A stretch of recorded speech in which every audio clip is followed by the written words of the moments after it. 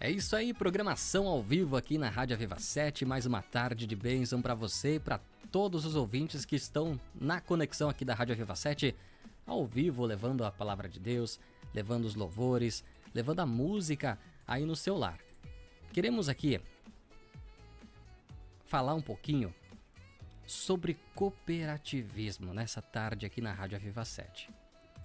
E para falar disso, nós recebemos aqui no estúdio uma liderança muito importante para o nosso município aqui de Sul Brasil e também na região oeste. O presidente da Cooper Sul Brasil, o senhor Claudimar Ferrari.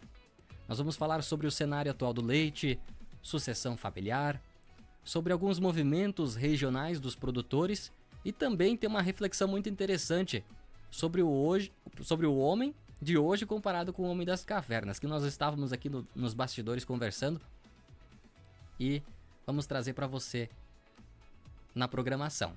Então seja muito bem-vindo, Claudimar. Boa tarde. Boa tarde, Thiago. Boa tarde a todos os ouvintes. É uma satisfação muito grande estar aqui falando para vocês da Viva 7. E Claudimar, iniciando aqui a nossa entrevista, para quem ainda não conhece, o que é a Cooper Sul Brasil? Qual que é o papel dela para os produtores de leite aqui do município e da região? Tiago, a Cooper Sul Brasil foi criada há 8 anos atrás. A gente se reuniu, um grupo de produtores, que uma coisa eu tenho sempre em mente, não adianta reclamar e não fazer nada para mudar. Num momento de crise, talvez não uma crise tão forte igual a de hoje, que se vive hoje, mas num momento de crise eu pensei que a gente teria que fazer alguma coisa para mudar. Na época eu era vereador, então eu tinha acesso a informações e acesso ao jurídico também, a contabilidade, que precisa tudo isso. Levantamos um grupo de pessoas, 27 pessoas na época, que foram 34 pessoas, mas foram 27 as fundadoras de linha, como eu digo assim, quem começou a entregar leite com nós. A gente criou a Cooper Sul Brasil. E a Cooper Sul Brasil foi criada para a gente conseguir um preço melhor para o nosso produto. Que o leite é um caso atípico, ou assim, vamos dizer assim, diferente no Brasil. Você trabalha, produz, você entrega toda a sua produção e só vai saber o preço que você vai ganhar o litro no final do mês, depois que você entregou. E quantos produtores fazem parte hoje da cooperativa? Qual que é o diferencial, a missão, os valores da Cooper Sul Brasil no apoio ao produtor? Qual seria a missão da cooperativa dentro desse cenário atual do agronegócio? Hoje a cooperativa tem cerca de pouco mais de 200 associados. Trabalha com quase 150 produtores, que não precisa ser associado para ser produtor de leite da cooperativa. A gente tem um preço diferenciado, sempre. Claro, como eu sempre digo assim, nenhum carro pode andar sempre acelerado no 12, né? Então a gente às vezes tira um pouco o pé também, não porque nós queremos, mas porque a negociação de leite para frente não nos permite isso. Mas com certeza a gente tem o melhor preço. E não são só os produtores da cooperativa que são beneficiados, porque você sabe que a concorrência faz subir o preço na redondeza. Então todos os produtores da nossa região conseguem fazer um preço melhor, ter um preço melhor para entregar o seu produto pelo diferencial da cooperativa, que é o que eu falei antes para você fora do ar, né? Eu tinha um pensamento que nós queríamos ser referência no preço de leite da região, e hoje, graças a Deus, a Cooper Sul Brasil é referência no preço de leite da região. E isso faz parte da missão e dos valores, né? Isso faz parte da missão da cooperativa. Isso é uma coisa que era dos meus sonhos antes de nós formar a cooperativa, né? E graças a Deus a gente conseguiu realizar. Olha, muito bom, né? E Ferrari, vou chamar de Ferrari, que o pessoal é bem acostumado aqui em Sul Brasil, né? Conhece por Ferrari.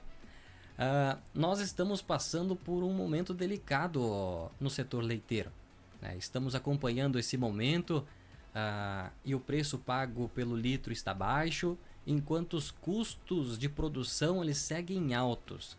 Claudimar, o que está acontecendo atualmente no mercado de leite na região oeste de Santa Catarina e também no cenário estadual, porque o estado todo está passando por isso?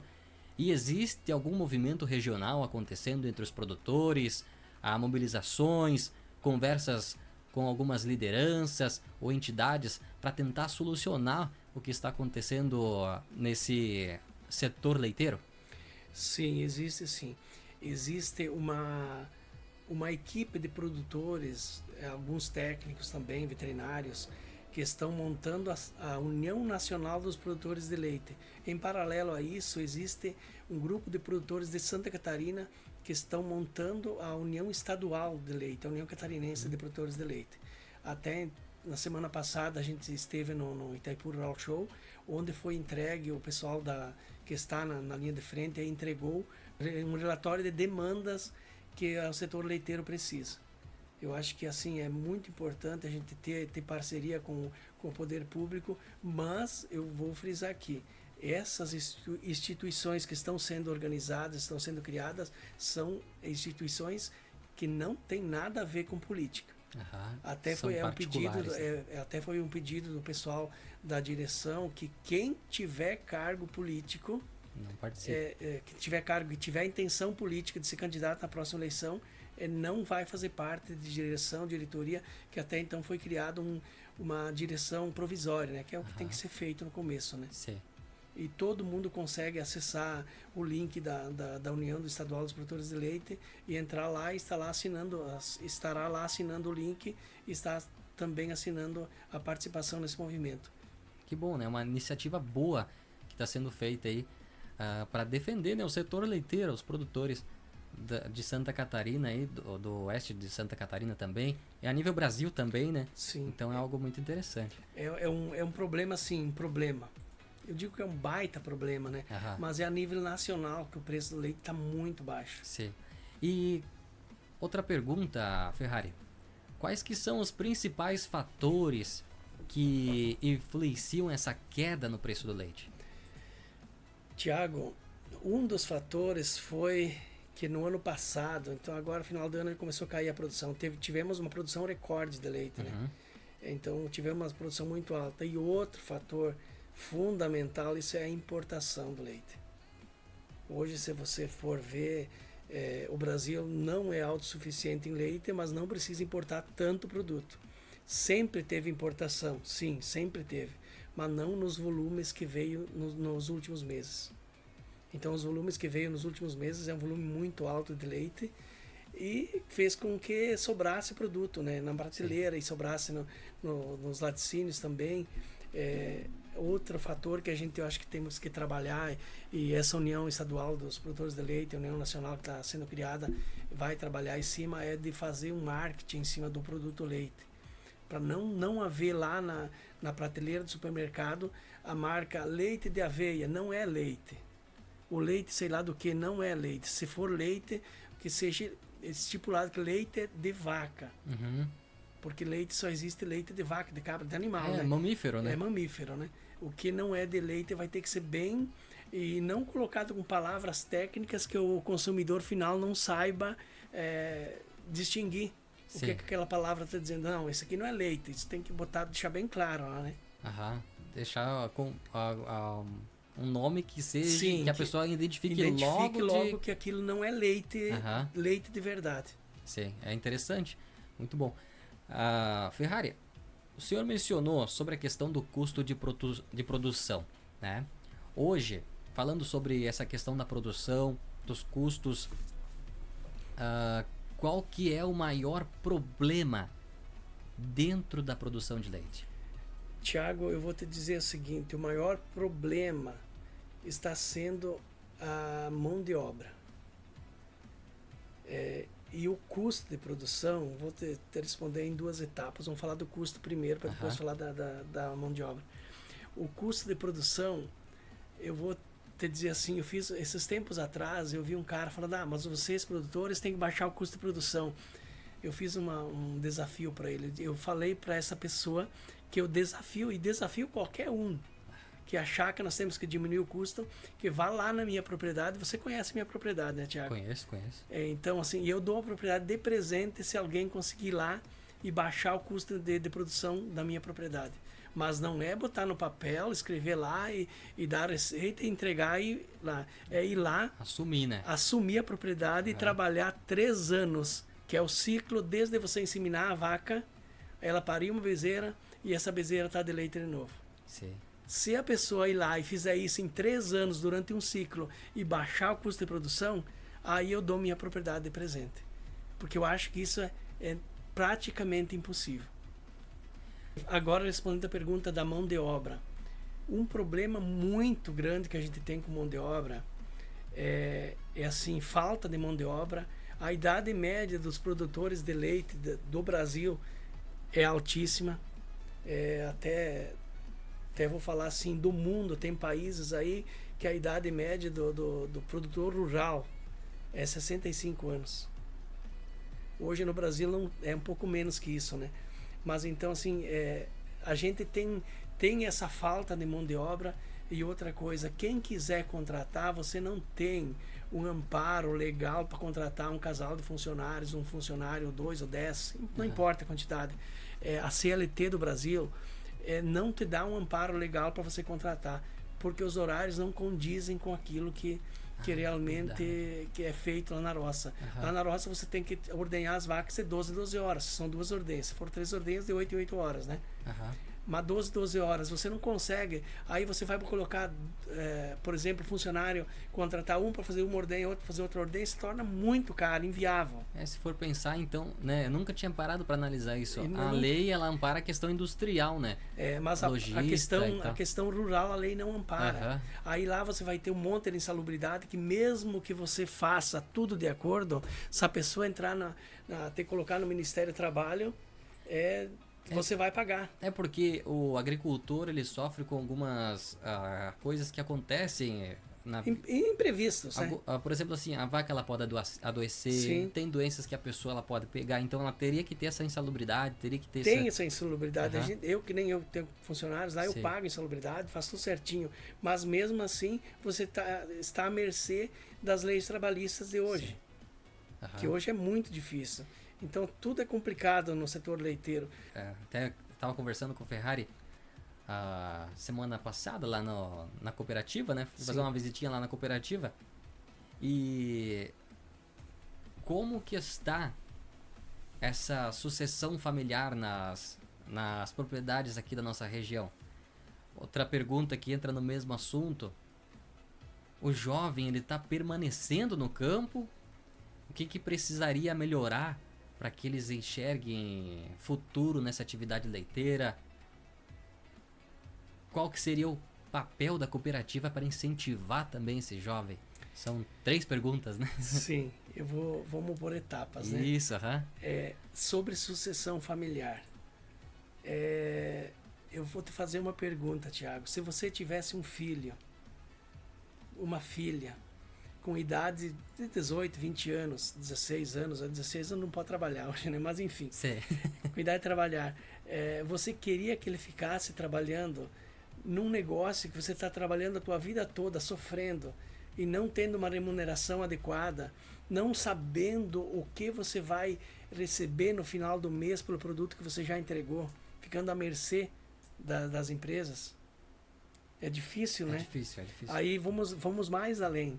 Você gostaria que o teu filho continuasse naquela tua atividade que você trabalha hoje, por exemplo, no vermelho, muito no vermelho, mas que você não tem folga, que você não tem feriado, que você não tem final de semana, que você não tem 13º?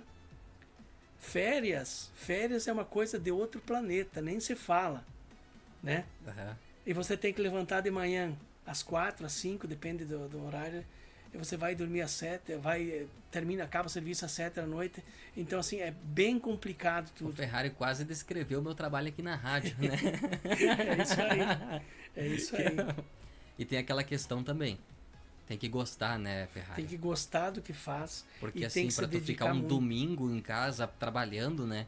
A pessoa ela tem que ter um carinho, tem que ter um amor por aquilo que faz. E assim, tem que se dedicar muito. Se for frio, já teve frio de 2 graus abaixo de zero, chovendo. Você não interessa se é domingo, se é sábado, se é feriado, você tem que levantar e tem que ir lá. A tua vaca não vai esperar. Sim. Se tu pagar 10 reais para ela, ela não vai querer os 10 reais para você comprar comida. É você que tem que fornecer. É verdade. Então isso, e assim, ó, eu estava falando também, antes que eu ia falar da parte de sucessão de mão de obra, a gente não tem condições para permanecer no campo. Sim. É uma coisa que eu vi, estava vendo esses dias, na Europa, basicamente na Espanha, o jovem que quer voltar a trabalhar no meio rural, ele recebe a terra e todas as condições, tudo, para voltar a produzir alimento. Porque os produtores de alimento, eu chamo assim de produtor rural, produtor de alimento, estão envelhecendo.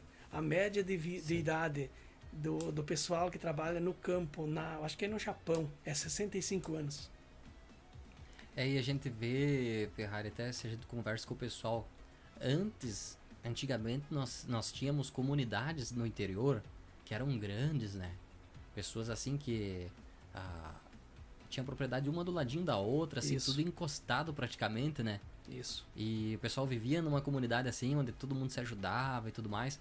Agora, hoje, o jovem hoje não tem nem ideia disso porque ele não viveu aquela época, né? Mas, antigamente, tu ia pro interior, tu via aquela comunidade forte, né?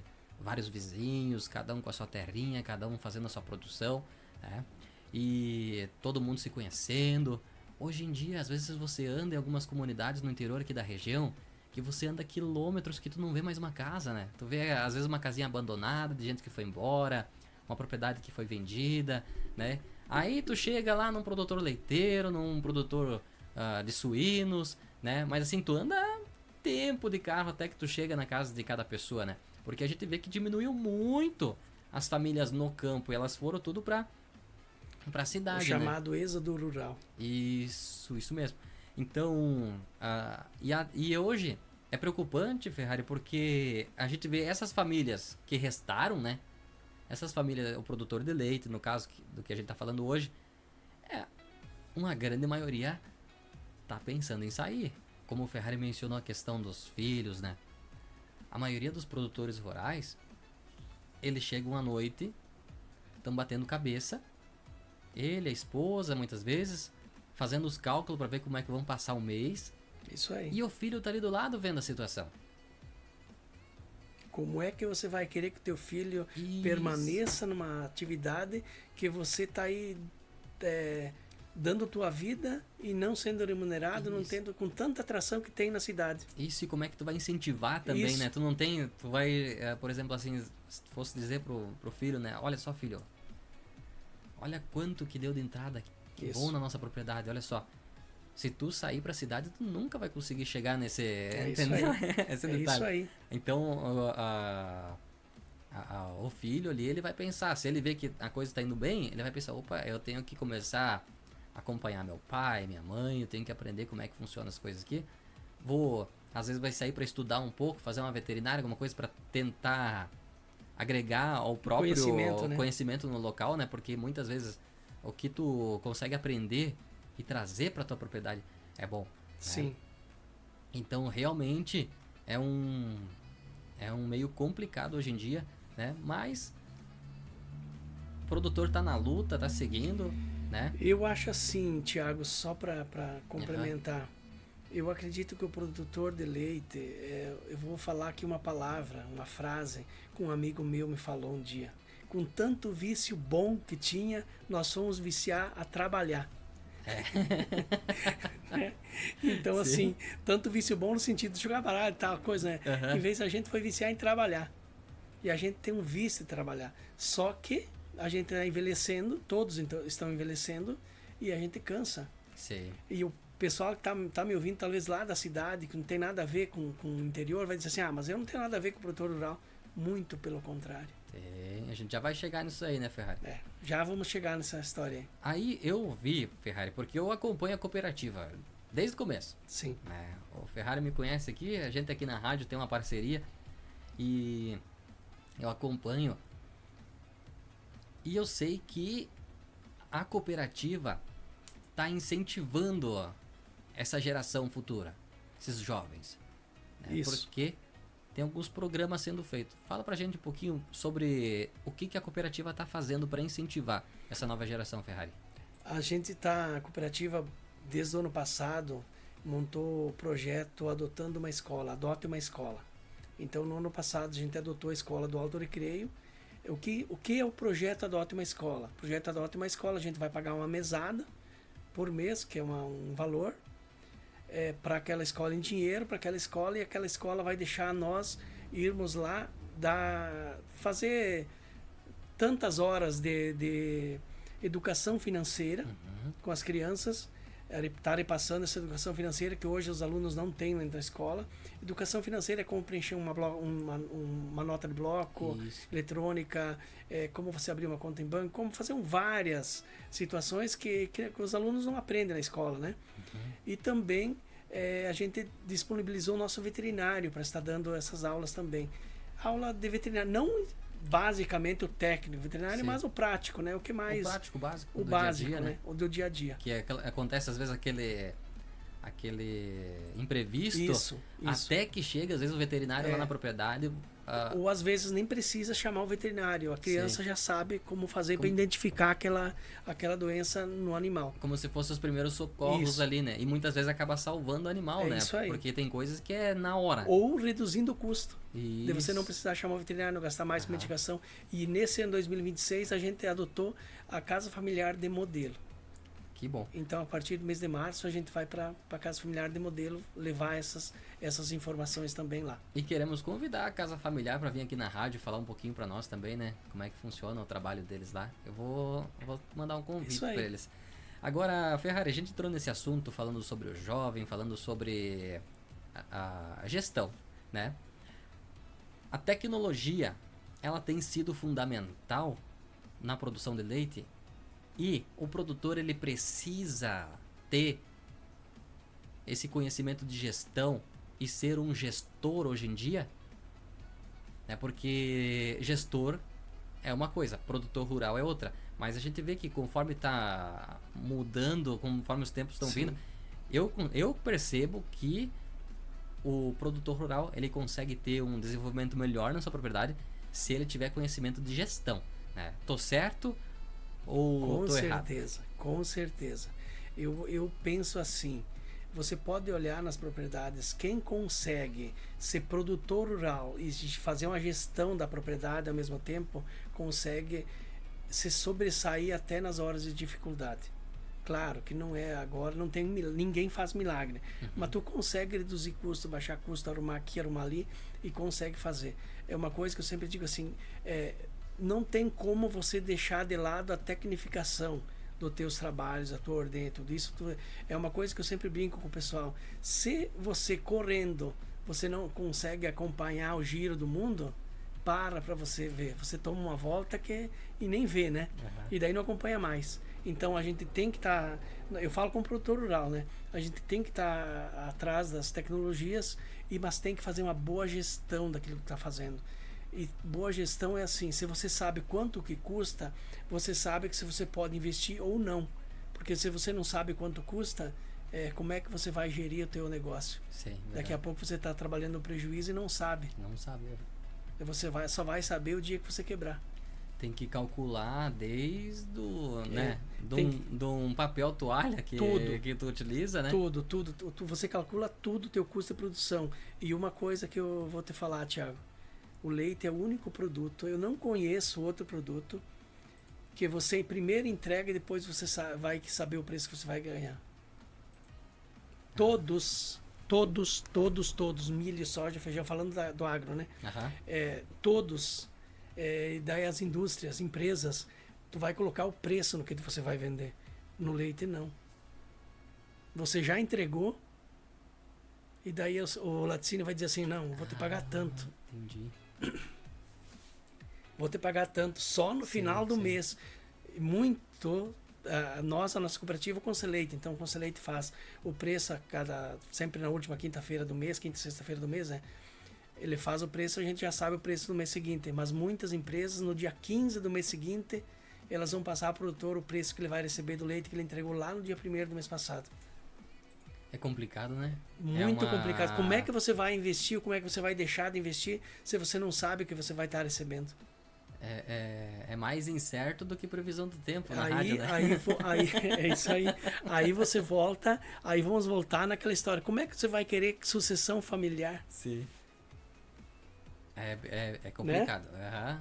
Ótima colocação, Ferrari. Como é que você vai Muito querer interessante. sucessão familiar se você não tem nem você não sabe nem o preço que você vai receber por litro de Sei, leite? sei. Pois é. Muito interessante a colocação, Ferrari. Uma Isso, coisa- isso muitas pessoas não têm. É interessante para o ouvinte que está na companhia da programação, porque muita gente às vezes fica. Tem gente que nem mexe com o assunto, né? E fica E às vezes silenciando. fica. Entendeu, né? E assim, Acontece. mais uma coisa, Thiago, para ver assim, Aham. o pessoal, se o leite for a R$ 5 a caixinha lá no mercado, o pessoal chia, o pessoal grita, o pessoal. Sei. Mas paga R$ 12 uma garrafa de 600 ml de cerveja, não. Ninguém reclama. Pagar 10 mil no celular, ninguém reclama. Pagar 1.500 num tênis, ninguém reclama. Agora, se o leite tiver 6 pila ao litro, nossa, não dá pra comer. E aí eu volto a falar na sucessão. Sei. Você vai querer que o teu filho fique na tua atividade. Eu tenho um filho, quero que ele fique lá, continue, né? Mas assim, você vai querer que ele fique. E aí você é odiado por metade da população brasileira. Porque hoje metade da população brasileira odeia o agro. Chama o agro de tudo. Mas aí eu faço uma pergunta para todos que falam mal do agro. Se nós tivéssemos, porque o agro é tóxico, né? Uhum. Se nós tivéssemos a produção que nós tínhamos 30 anos atrás, produção de milho, de feijão, de soja, de leite, de tudo. Hoje, metade da população do mundo, metade não, mas 20% já estaria passando fome. É, Porque a produção era muito, muito menor. muito menor. E hoje, eu sei, porque a ONU divulgou um estudo que em 2050 nós vamos passar de 11 bilhões de pessoas na Terra. É, eu já ouvi falar disso aí também. 11 bilhões de pessoas. E tem que produzir, né? E não aí- dá pra alugar uma terra do lado Não. pra produzir pra nós Não, aqui. se Né? você não aumentar a produção, o que você tem, Agora que o Ferrari comentou, mas antes, só pra completar ali o que o Ferrari tava mencionando, a questão das terras e tudo mais, uma coisa que eu acho muito interessante é que quem pode investir em terra, que pode investir na questão do agronegócio, é um investimento muito importante, na minha opinião, porque assim, ó, a terra é a única coisa que a gente não consegue produzir. não, Tu produz tudo, tudo menos mas terra. a terra ela é limitada, né? Porque a gente é um limitada. planeta, tem só aqueles metros quadrados de terra no mundo. Isso aí. Ou seja, quanto mais é comprado terra, mais caro a terra fica, né? Porque vai Isso. diminuindo a quantidade, ela é limitada, né? Então, por isso que eu acho que é muito importante você que está ouvindo a programação da rádio, se você quer fazer um investimento bom, invista em propriedades. Viu, Thiago? Independente da que for, né, Ferrari? Sim. Uma coisa que agora você falou e eu estava lembrando aqui. Os bilionários do mundo, você sabe no que eles estão investindo hoje? Em terras produtivas. Isso aí. Porque quem vai dominar o mundo no futuro é quem tiver alimento. Eu vi uma matéria, Ferrari, achei interessante agora que o senhor colocou, só para completar esse assunto aqui. E eu não lembro onde é que foi a fonte que eu vi isso ali, mas era uma matériazinha que mostrava sobre o Elon Musk, né? Sim. E o Elon Musk tem um irmão. E o irmão do Elon Musk, ele é dono de uma das maiores fazendas do mundo, vamos dizer assim. Ele tem uma fazenda, propriedade de terra e produção alimentícia gigantesca. E o pessoal colocou esse comparativo, né? Um deles, tecnologia, e o outro deles, produção de alimento. Por que será? Por que será? Então para pensar um pouquinho nisso Por daí. que né? será? Né? Então, você, produtor rural, você tem 2 filhos?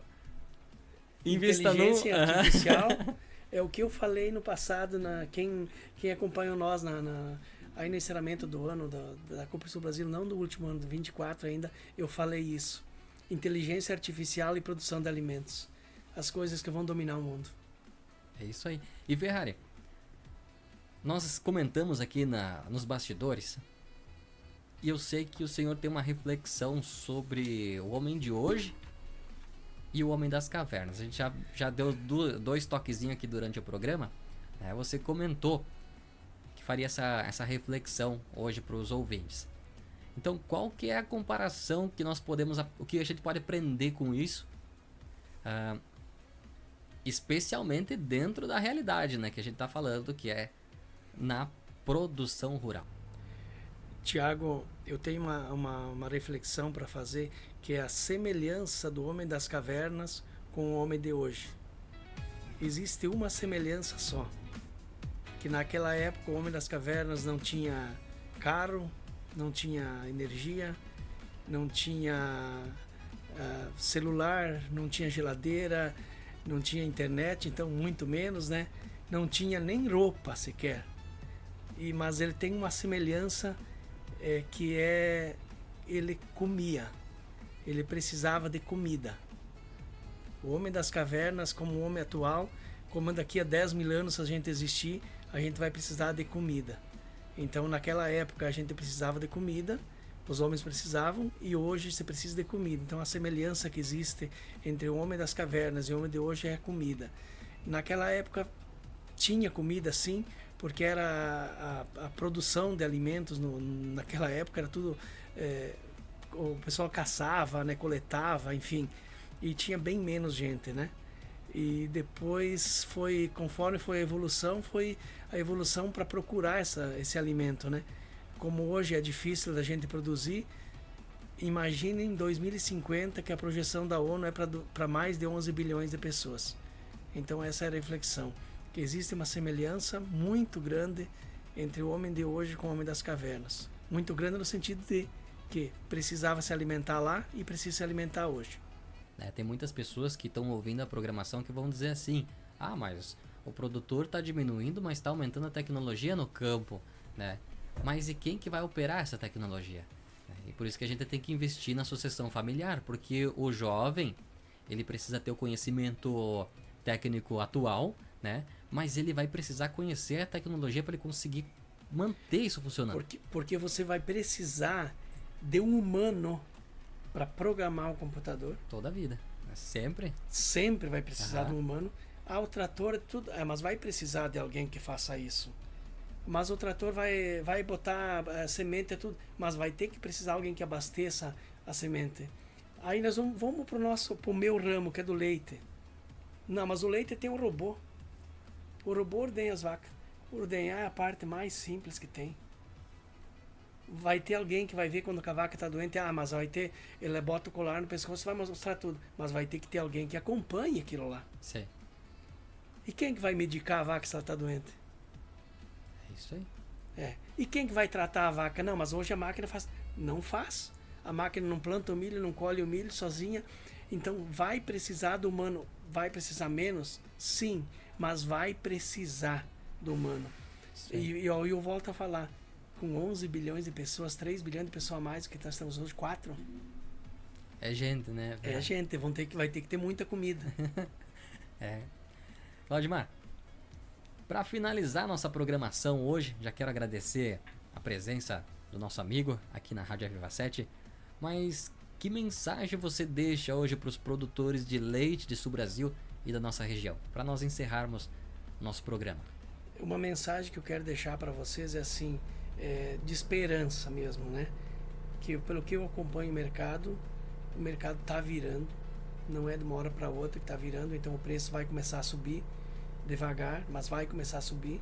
Então a gente pode ter certeza que nos próximos meses a briga no campo já começou. Então vai começar a subir o preço, né, por causa disso.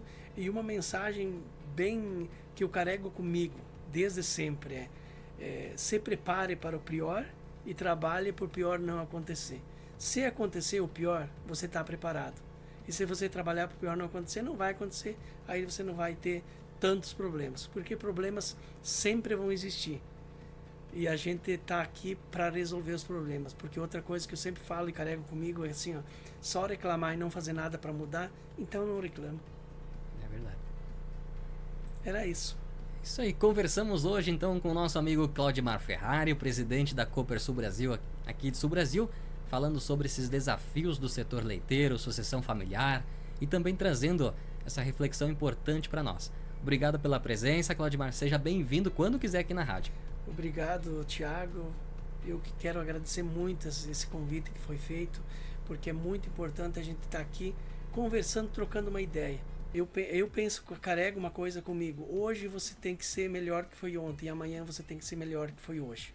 Isso aí. Que é uma coisa que a gente carrega para a vida. Então eu vim aqui, aprendi muita coisa também com você, E é uma satisfação enorme poder estar aqui na Rádio Aviva para falar com vocês. Muito obrigado e uma boa tarde a todos. Nós que agradecemos. E você, amigo ouvinte, continue conosco na nossa programação. Vem chegando música aqui na Rádio Aviva 7.